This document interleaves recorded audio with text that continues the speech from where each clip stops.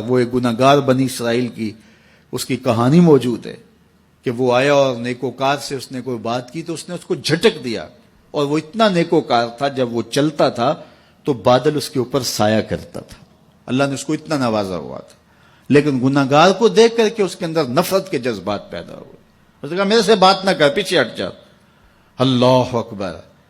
تو وہ بیچارہ بڑا رویا کہ مالک میں اتنا گناہگار ہوں کہ تیرے پاک بندے مجھے اپنے پاس بٹھانے کے لیے بھی تیار نہیں۔ دل ٹوٹا، شکستگی پیدا ہوئی، کہا لیکن مالک تیری مرضی، اور واپس پلٹا۔ لیکن جب واپس پلٹا تو وہ بادل کا سایہ جو اس نیکوکار پہ تھا وہ سایہ اس گناہگار کے سر پہ آ گیا۔ تو وہ کرم نوازی جس پہ فرما دے اس کے سارے بندے ہیں، تو اللہ کو جو ہے وہ تکبر کی نیکی نہیں، وہ گناہ جس کے بعد عجز پیدا ہو اللہ کو وہ پسند ہے، وہ گناہ جس کے بعد توبہ کے جذبات ابھریں، بندے کو شرمندگی کا احساس ہو۔ تو مت ایسے بنے کہ 4 نمازیں پڑھ لیں تو سب بے نمازیوں کو حقیر جاننے لگ جائیں، تھوڑا سا کام کر لیں، صدقہ و خیرات کر لیں تو باقی مالداروں کو حقیر جانے لگے۔ آپ کو دین کے کام کی توفیق مل گئی ہے تو آپ دین کے ٹھیکیدار بن کے بیٹھ جائیں کہ میں اتنا بڑا جلسہ کروایا، اب میرے علاوہ تو کوئی یہاں مسلمان نہیں رہتا، میں ہی سب سے بڑا عاشق رسول اور میں ہی سب سے بڑا مسلمان ہوں۔ نہ، ایسا نہ کیجئے، اللہ نے آپ کو توفیق دی، آپ نے لوگوں کو دعوت دی، پتہ نہیں کس آنے والے پہ کتنا کرم ہوا ہے، یہ تو ان کی رحمتیں ہیں، وہ جس پہ چاہے جیسے چاہیں برس جائیں۔ ہم کو ٹھیکیدار تھوڑے ہیں، ہم تو نوکری کرنے والے ہیں، ہم تو جوتے اٹھانے والے ہیں۔ ہو سکتا ہے کس کے صدقے، میرے والد گرامی مجھے یاد آتے ہیں، وہ مجھے فرمایا کرتے تھے جب گفتگو کے لیے نکلنے لگے اور لوگوں کا ہجوم ہونے لگا تو وہ مربی تھے بڑے، اور بڑی حکمت کے ساتھ جو ہے وہ کوئی نہ کوئی بات سمجھاتے رہتے تھے۔ تو ایک دن فرمانے لگے کہ ایک خطیب تھا، بظاہر اچھا خطاب کرتا لیکن اندر سے کوئی اتنا اچھا نہیں تھا، تو جب وہ فوت ہو گیا تو وہ بخشا گیا تو اس نے اللہ سے کہا کہ میرے مالک میرا تو کوئی عمل ہی نہیں ہے کہ میری بخشش ہوگی اور میری مغفرت ہو گئی۔ تو فرمایا کہ ہاں ہم تجھے جانتے ہیں، لیکن ایک دن تو کہیں واز کر رہا تھا، میرا ایک بندہ بیٹھا تھا، اس کو پسند آ گیا، میں نے اس کے صدقے تیری مغفرت فرما دی۔ اٹھ فریدا ستیا تے میلا ویکھن جا، اٹھ فریدا ستیا تے میلا ویکھن جا، وت کوئی بخشیا مل جاوے تے تو ہی بخشیا جا۔ تو پتہ نہیں کس کے صدقے سے اللہ رحمتوں کا نزول فرماتا ہے۔ بے عمل کو دیکھ کر کے اس سے نفرت نہیں ہے، نفرت تو گناہ سے ہے، گناہگار سے نہیں ہے، لیکن کوشش کی جائے کہ یہ عمل بد چھوڑ دے۔ اللہ اکبر۔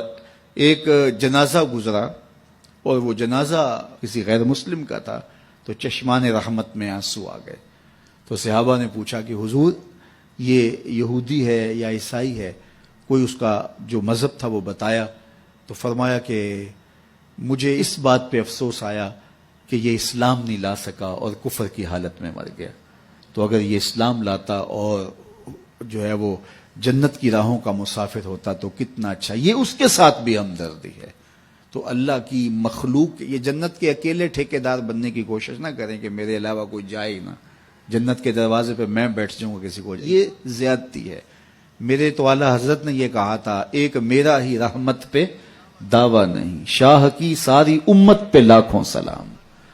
تو اس لیے امت سازی کی ایک تو کوشش کریے، اپنے اندر باہمی چھوٹے چھوٹے نزاع اختلاف، یہ انسانی فطرت ہے، انسان کے اندر طباع کے اندر اختلاف ہے، ترجیحات کے اندر جو ہے وہ اختلاف ہے، اپنے اپنے مزاج کے اندر تفاوت ہوتا ہے۔ تو ایسا نہ ہو کہ چھوٹی چھوٹی باتوں سے آپ جو ہے وہ امت کو پھاڑ چیر کے رکھ دیں، نہیں، بلکہ امت کا جو تصور ہے اس کو قائم رہنا چاہیے۔ تو گناہ کے بعد جب انسان کے اندر ندامت کا اظہار ہوتا ہے، وہ جو آنسو ٹپکتے ہیں، بندہ اپنے آپ کو چھوٹا سمجھتا ہے، میں اتنا گناہگار، میں پاپی، میں مجرم، میں میلا اتھرو، جب وہ اپنے آپ کو دیکھتا ہے کہ میں اتنا برا شخص ہوں تو پھر اللہ کی رحمتیں اس کے اوپر متوجہ ہوتی ہیں۔ تو اس کو پسند ہے کہ جب بندے اس کے حضور عاجزی کرتے ہیں، اس کے حضور معافی مانگتے ہیں، تو مت کسی کو حقیر جاننا کہ یہ گناہگار ہے، نہ جانے اس کا انجام کیا ہو۔ کتنے گناہگار ان کا آخر اچھا ہو جاتا ہے، کتنے نیکوکار ان کا آخر اچھا نہیں ہوتا۔ انما الاعمال بالخواتیم، وہ تھی تو فاحشہ عورت لیکن ایک کام کیا کہ ایک کتے کو پانی پلا دیا، اپنے دوپٹے سے جوتا باندھ کر کنویں میں لٹکایا اور اس کو پانی پلا دیا۔ حدیث پاک میں آتا ہے اللہ اس کے صدقے سے اس کی خطائیں معاف فرما دی۔ اور ایک نے بلی کو مار دیا خاتون کو، اور وہ جہنم کی آگ میں جلنے لگی۔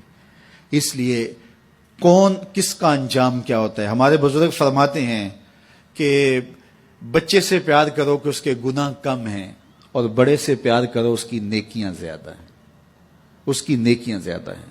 چھوٹے سے اس لیے پیار کہ اس کے گناہ کم ہوں گے، اور بڑے سے اس لیے پیار کہ اس کی نیکیاں زیادہ ہوں گی۔